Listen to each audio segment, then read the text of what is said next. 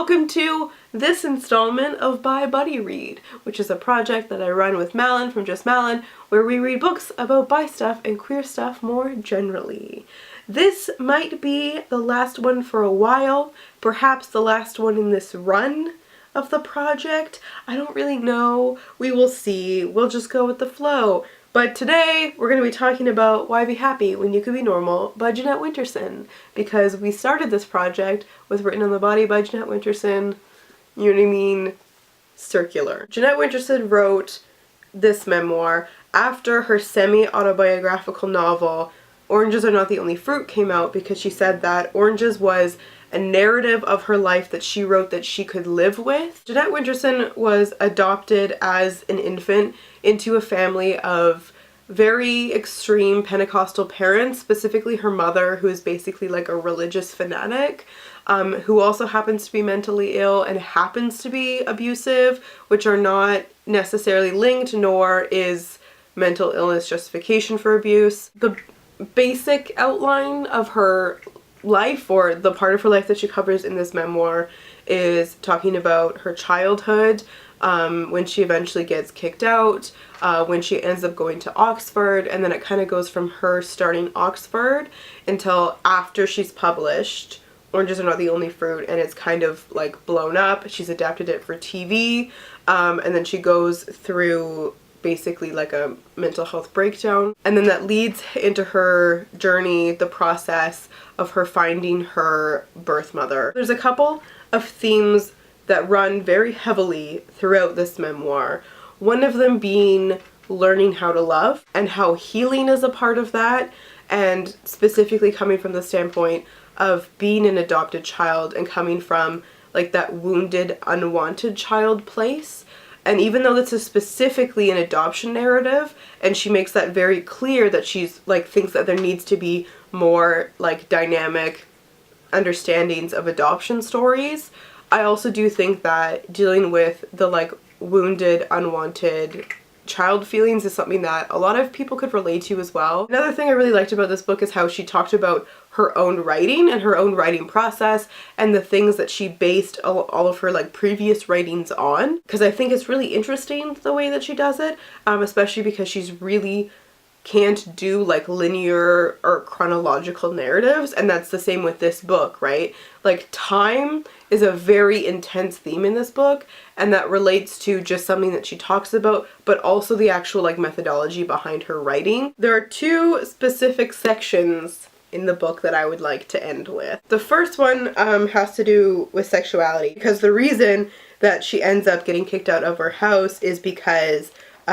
she's a lesbian. There's a part in particular that really just stood out to me when she's talking about her sexuality, and it's after she's been kicked out of her house and she has a girlfriend named Janie. She's basically living out of her car, and she's going to the public baths where she was able to look at women, but this is what she says about it.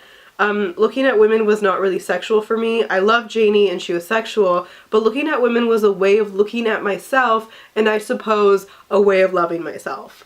My God, I am so invested in conversations around, like, I guess I'm coming from the context of being a queer woman, in terms of looking at myself, other women, being able to appreciate the aesthetic and to see myself reflected in other people without that happening through a sexual lens, even a queer one. Like, I'm just, I literally wrote beside it, oh my God, me, God bless this book. And then on the next page I wrote, yikes. So, I mean, my marginalia is like really informative if you're ever looking to borrow my books for A+ commentary. However, we are gonna have to end on the one issue that I had with this book, and that was how Jeanette Winterson talked about race and framed race the one time that she did it. This happens when she starts going to Oxford and her best friend becomes Vicky, who is a black woman, and she brings Vicky back to her home, which is the first time she's been back since being kicked out, and she says that she warned her adoptive mother, Mrs. Winterson, about the fact that Vicky was black. She's talking about the investment that Mrs. Winterson has in missionary work, as a lot of fundamentalist religious people do. I would know. shout out to Mennonites, and how Mrs. Winterson seemed to think that my having a best friend, Jeanette, who was black, was a kind of missionary endeavor all of its own.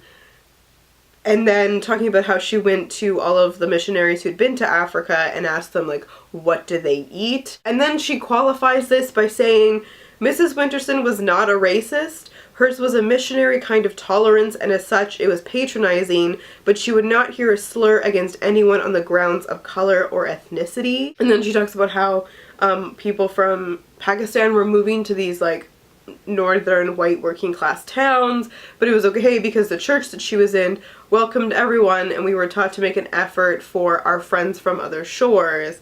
And I just need to make it clear that Christian tolerance or white tolerance of any kind does not negate racism, because racism isn't just slurs and other acts of hate violence. Like, I get that she's trying to say that she's not an outwardly hateful person, but that doesn't mean that you're not invested in systems of, like, white supremacy and colonial power. So that was Why Be Happy When You Could Be Normal by Jeanette Winterson. Make sure that you watch Malin's video. Also, please subscribe, because Malin is the bisexual femme of my heart. She's so fucking cool, and you should definitely be watching her videos. So I will see you soon. Can you see the shot glass that I drink NyQuil from?